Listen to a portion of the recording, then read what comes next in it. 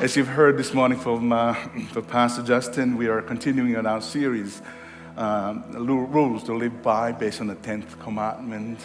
And we've been through the 5, 6 already. And this morning, we come to the 7th commandment. And in case you don't know, it is, you shall not commit adultery. Any excitement? No clapping?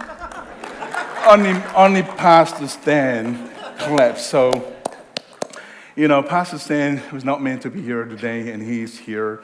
And he's been so good that he was so kind that he delegated this command to me to preach on this morning. And he was even nice to me, that he gave me his sermon outline. So that everything I say today, if you don't like it, I'm just following his outline this morning. So I'm pretty safe in this one. I'm even more excited. Thank you, Pastor Stan.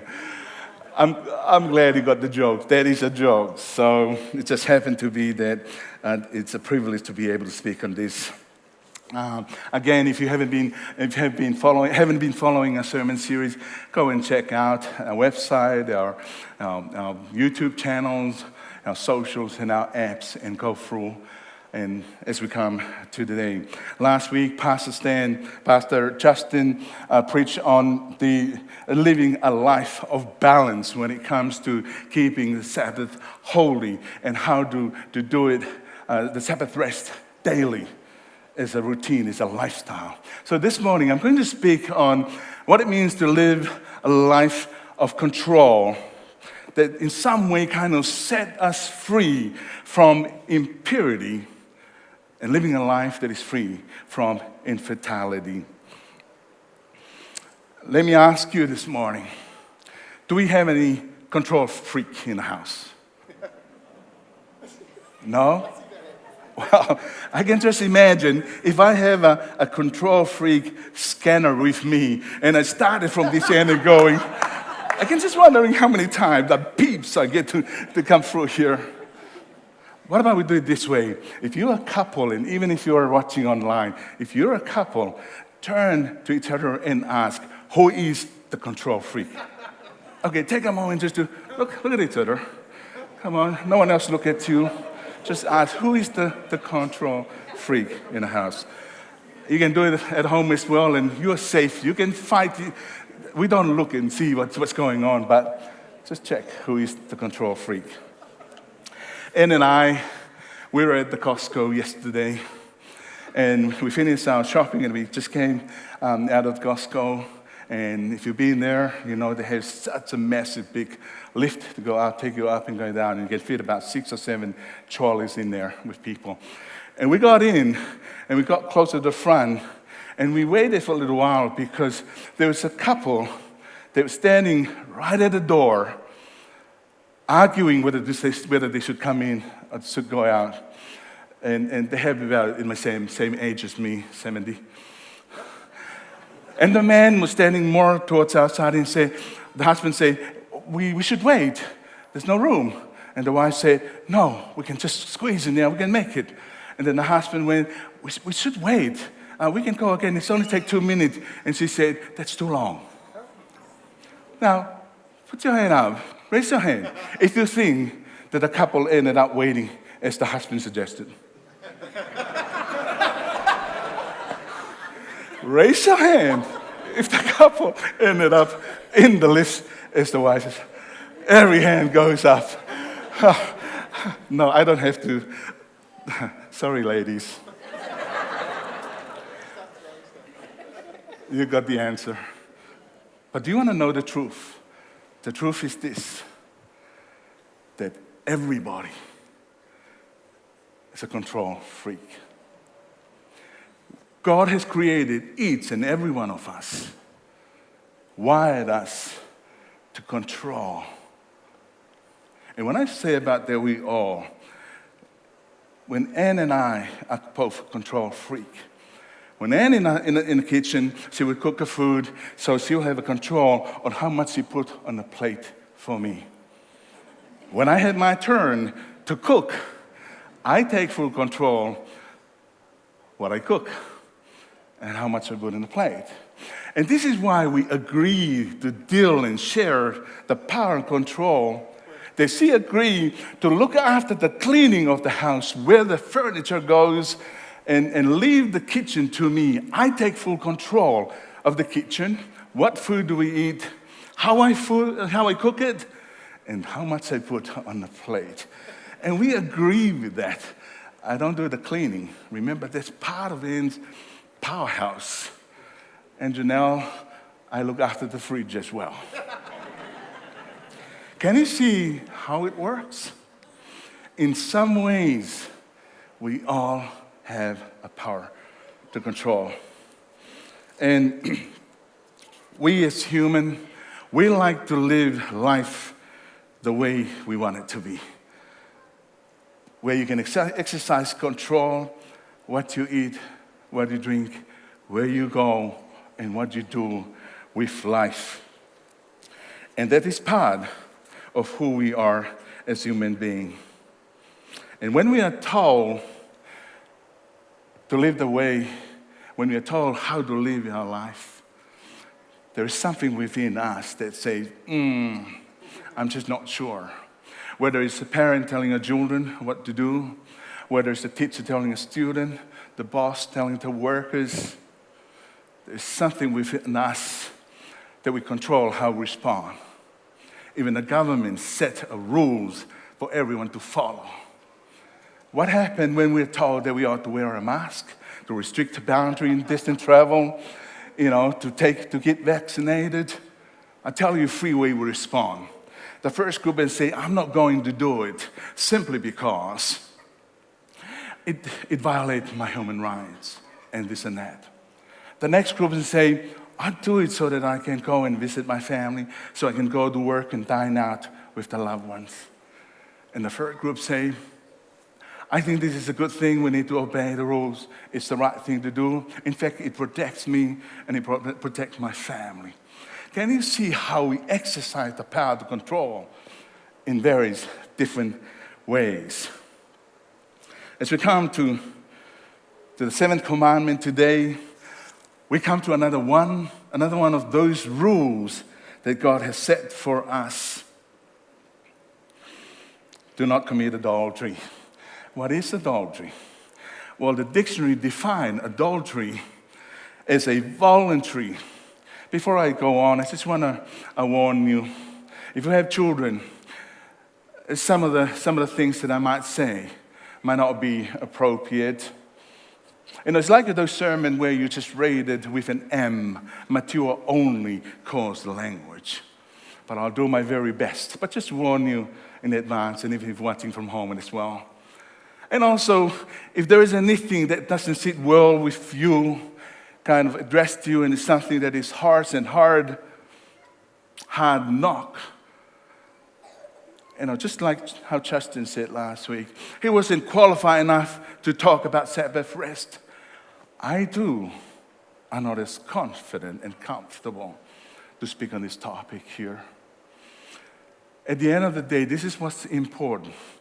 Commandment is of God. Yeah? You agree with me? Obeying it is expected in and on us. Living it is ours to fulfill and control. And that is so important. Adultery, what is it? According to the dictionary, defined it as a voluntary, physical affairs between a married person and someone other than their lawful husband or wife. Don't need to go any further. It explains itself. Well, maybe some of you young people are saying, if that is associated with an affair that happened in a marriage relationship, that this has anything to do with me. Why should I have to be worried? There may be some of you who have gone past being married and you married and no longer is an issue to you, and you kind of think to yourself, maybe this has nothing to do with my life. I don't need to worry about it. I shouldn't be here. But maybe there's some of you who are newly married and are saying, Well, we don't really know what that looks like. And you know what? We're committed to each other. We're so faithful. We read Bible together. There's no way this is not going to ever happen to us. That's great. That's the idea. You know what? The Pharisee, the law keeper, the expert, the holy one, the most committed on the day when Jesus was preaching, also said the same thing. We know all of that. And then we come, and Jesus was standing right in front of those people and said, "You have heard that it was said, 'Do not commit adultery,' but I tell you that anyone who looks at a woman to lust after her already committed adultery with her in his heart." Let me paraphrase what Jesus was saying. I know you guys remember this, and I know you know that so well. You know the law and the rules to live by, but I'm not sure whether you fully understand what that simple verse is saying. In fact, you don't fully understand what adultery actually is. To think that adultery is just restricted to an unfaithful within marriage, a physical marital affair happening outside of marriage, you better think again. Because adultery is not just an event of unfaithfulness within marriage. Adultery is a heart failure problem, and no one is exempted. You have heard it was said, 'Do not commit adultery.' Let me put this verse into perspective before we dive in a little deeper. Firstly, Jesus was echoing the seventh commandment, and he said, "I want to just affirm you that you got it right. You got that." And just about the guys who were just about to pat each other, we got this. He said, "But." That "but" here, Jesus didn't started to address them that the seventh commandment in the Old Testament was wrong or incomplete. He didn't say that, but he went on to say, anyone. Now, you can imagine these people standing around and start thinking, anyone? Anyone, and that's include the Pharisee, the law keeper, the most faithful one. Anyone who look. Now, Jesus used this idea to explain the space and proximity. The look, the hidden things from the actual things that happen in person. And he used the look to distance because everyone else thinks about that. And Jesus said, "Hey, I just want to use the look because you understand what it means to look." Look at a woman. Now, perhaps, you understand in that culture, the man-dominant culture, he was just using the man, and maybe they remember the story of various people like David and others. The reality is, anyone with a man or woman, a man looking at a woman or woman looking at a man, lustfully, that word, it's an inappropriate desire of the heart. When you think and when you see, has already, it's already happening here. This is where the heart starts to break. It's already committed, and it's in the heart. Think about that for a moment. Jesus made it clear that adultery is really the fruit of which lust is the root. It all starts from there.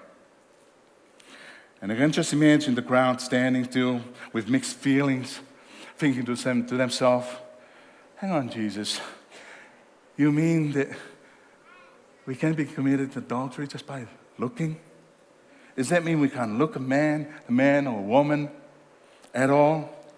And if our right eye caused that, should we go to the hospital and gouge it out and cut the hands off if they're doing something silly?" And Jesus, does that mean that we too, the Lord keeper and the faithful one that keep the Lord and pray 7 times a day, can be found guilty of this too? We don't understand Jesus. On the news this week, one of the headline stories was about the PE teacher found guilty of an inappropriate relationship with a 17 years old high school girl. And if you follow through the story and you know the full story detail, this was not something that just happened overnight. It happened in a progressive steps over time. Now we're going to turn to a very familiar story because we need to get deep down and understand why Jesus said what he said in response. And we're going to go, I want to illustrate the point that Jesus wanted to point out, that this was not something that just happened. Jesus wanted to talk about the scope and the depth and the height of what adultery is.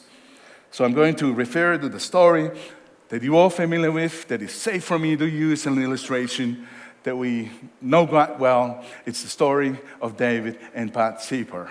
And that will be our case study, because this is really important. We miss this story, we miss everything else. And I will use, in this case study, what is called the Davidic 5 steps traps. Step traps, if you like. And I'm just going to go through very quickly on this. And the very first one that we come to is David wasn't where he was supposed to be, being in the wrong place. The story begins with this very matter. It says, in the spring, at the time when kings go off war, David sent Jacob out with the king's men, and the whole Israelite were away. David wasn't where he was supposed to be.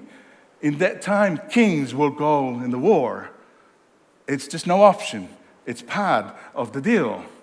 But where was David here? He was back in Jerusalem. When speaking of David, Matthew Henry said this: if he had been at the front, he wouldn't have been on the wall. When we are out the way of duty, we're in the way of temptation. For David, an accident is waiting to happen. How true this is today. Much of our struggle with lust comes because we are not where we're supposed to be instead. We're in the wrong place. The second thing is looking at the wrong things. He looked at something he shouldn't have seen. We read in verse 2, one evening David got up from his bed and walked around on the roof of his palace. From the roof he saw a woman bathing. The woman was very beautiful according to Hebrew text. You can imagine the scene. He sees a beautiful woman. He stopped. He stopped. And perhaps it's something running through his mind. You have no right to look. Now, right at that point, when are you exercising your power to control? Just like Janelle looking at that beautiful chocolate in the fridge, something started to happen. And we know what happens. He went back and looked. She went back and looked. And David did the same. He looked, came back and looked again. And guess what happened? He was hooked. Can you see the pattern? It only takes one wrong look to wreck everything. Maybe some of you are asking, Pastor, are you saying that we need to go like this all the time, that we can't look? We avoid looking at someone of opposite sex? I remember that first look I gave my wife. I didn't look like this, but it was that look. I saw her, and 32 years later, it just happened that we are staying married together. In fact, next month, it will be 32 years. I look, and that look went to a piece of paper I wrote to her. She wrote back the next day. Within a week, we got married. Never touch each other. Don't do that. You need to go through,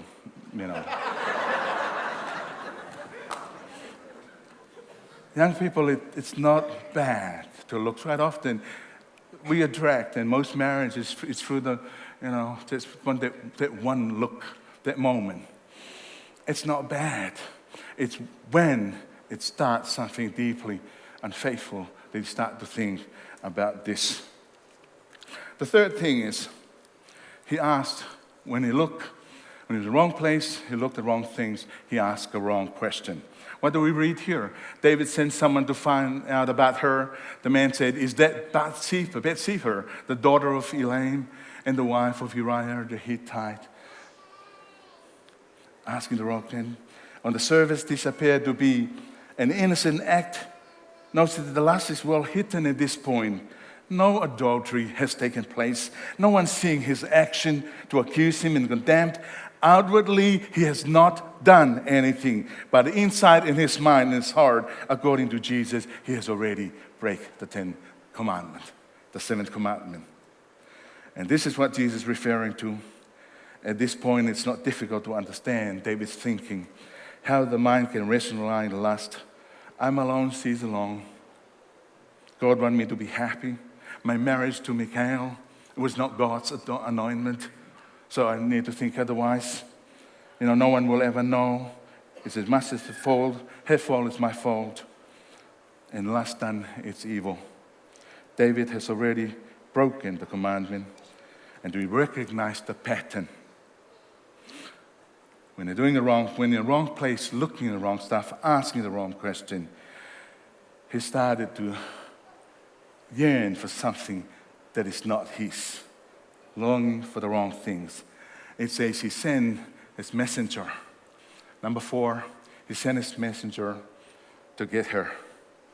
It's like coming home every day and you see the Mercedes parking next door, and you keep looking at it, and one day you heard that your next door neighbor happened to be 65 years old, is going for a holiday.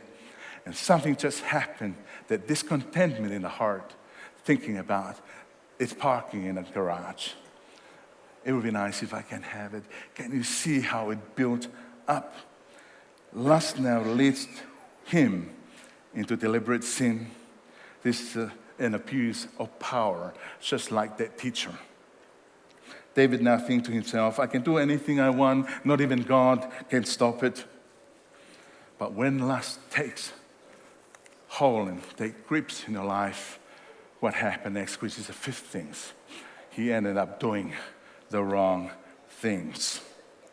It happened quickly that she came to him and he slept with her. One night stand, and it's over.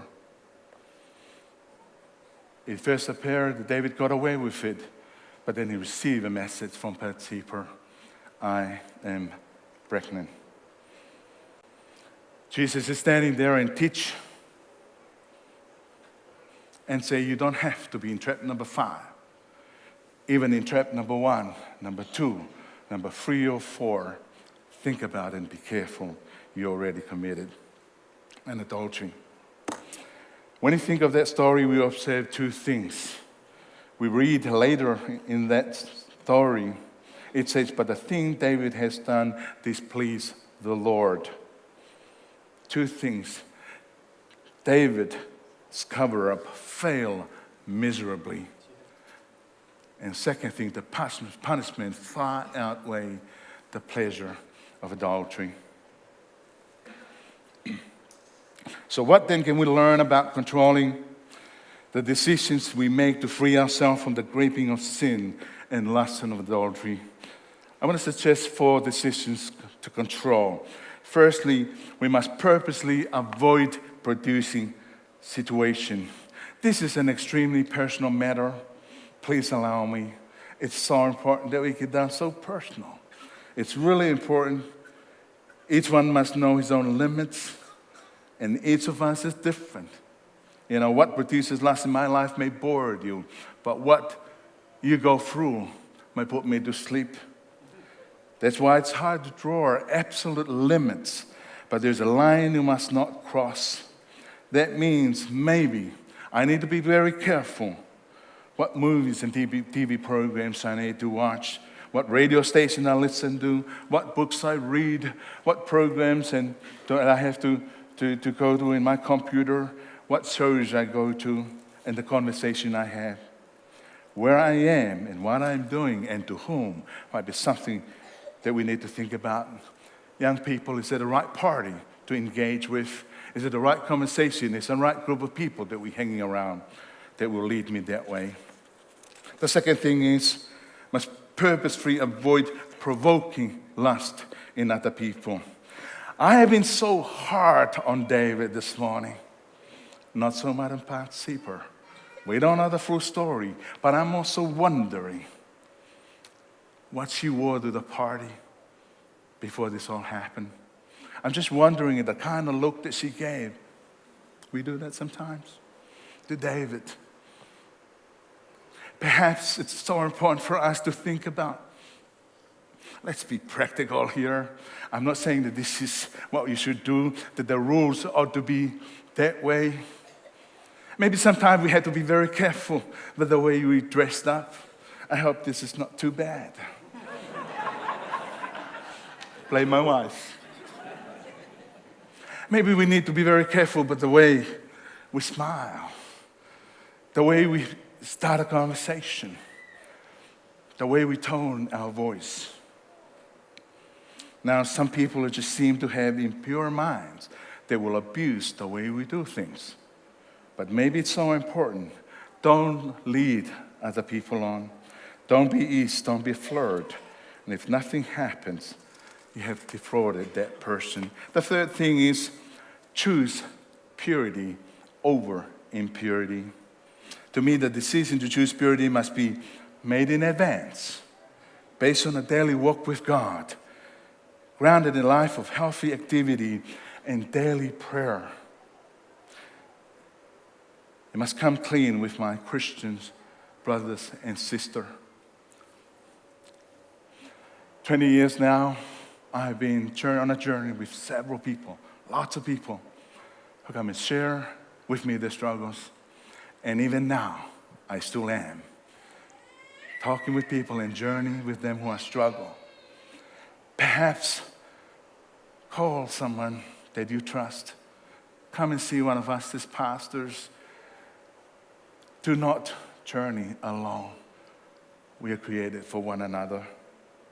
And let me now draw this to conclusion as we come to the end, because this is really important, by asking the question, what does this all mean in a nutshell? Where do we go from here as a church and as a family, as an individual? Well, I want to suggest 5 things, and the first thing is parents who are having children or parents with teenager. When was the last time you talk about this issue and topic of adultery with your teenager kids? Well, my guess is maybe some of you haven't, and I can understand why. Maybe they're still too young to talk about those things. Maybe they are years, 10, 12, 15 years away from having a partner and, thinking about marriage. What about if you use the 5 Davidic traps to create a conversation with the young people, even at the start of 9 and 10, because something, if we don't be careful about it, they will get it happening somewhere else. Why not use that 5 things to be able to sit down with them to help them prevent from being in the wrong place, from looking at the wrong things, asking wrong questions, and doing the wrong things. Second thing is choosing to obey God and not the things that the world teaches. If you're a young adult, young people, choose to walk with God, because God never intended for you to fight the battle alone. Turning away from some trips and some relationship that lead you down the wrong path. Perhaps cultivating your love life over the years. If you're a married person, why don't think about paying the price of faithfulness over the long haul? The 4 things that I want to encourage you as a takeaway. to pray daily. Why don't you wake up in the morning and pray that part of the Lord's Prayer, which I want to show you. Lead me not into temptation and deliver me from evil. Do you realize what's going on in this short portion of the verse? There's 2 coins of spiritual power in that 2 verses that you can pray every morning. Lead me not into temptation. That's a preventative measure. Can you imagine wake up in the morning before you start your day, Lord, help me not to go to the wrong place and watch the wrong things and doing the wrong things and ask the wrong question. Pray that every morning you set that up before your day starts. It's a preventative measure. And when you're tempted and you fail in temptation, then you seek God's intervention. Deliver me from evil. And if that is you this morning, we need to make a serious decision. Here's the final point. Decide now. Decide today. You know, maybe you just lost control and you couldn't stay away from the things that you have done last month, last week, perhaps even last night. You're being in the wrong place, you're looking at the wrong things yesterday, asking the wrong questions. Well, if that is you, here's the good news. Only the guilty can ever find forgiveness. Let me say it again. Only the one who admits his hands are dirty ever goes to the sink to wash the crimps away. And if you feel that uncleanliness in whatever form, I want you to know that the story of David didn't end on what he did. After his cover-up was exposed, David at least come to his senses, and he's wondering, could God forgive an adulterer? Can he? Can he remove the stain in my life? Can the memories be healed? Is there anything that can wash away the scarlet sin that is within my heart? The tormented soul find relief. If you read Psalm 51, there's a lovely testimony, and you know it quite well. This is his confession prayer for forgiveness. He said, wash me, and I shall be whiter than snow. And in verse 10, create in me a clean, pure heart, O Lord, and renew a right sight within me.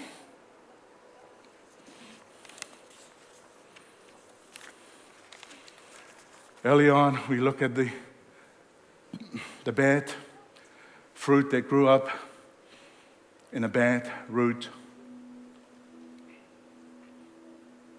Perhaps you wanted to live on the other side. A life that bears so much good fruit because the foundation has been cleansed, has been rebuilt to give a good source that springs up and do that. But how will you do that? Jesus here is inviting us. That's the only place.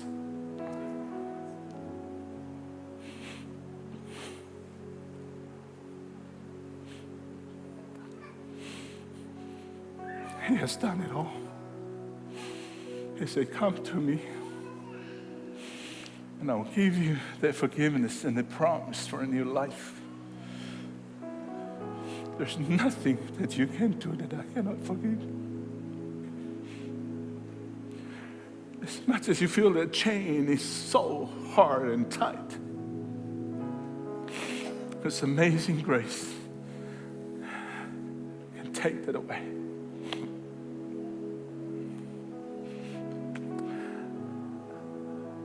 As the music team come up, I just want you to sit quietly. I'm not going to call you to come up here. I just want you to sit where you are. And if you are at home and you're still watching, I want you to humble yourself like David did before God. Come before Him. Just close your eyes. Lord,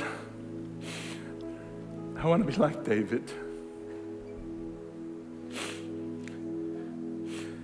I want your word to be planted in my heart so that I'm able to sin no more. This chain's too heavy, Lord, too hard. The burden's so big. And I've been walking alone. I want that amazing grace to undo and just give me that free life so I can start to live in control that set me free from thinking impurity and infidelity. Instead, living a new life that is free because of your mighty power on the cross. So, Lord, thank you. Keep working in our lives. In the name of Jesus, we pray.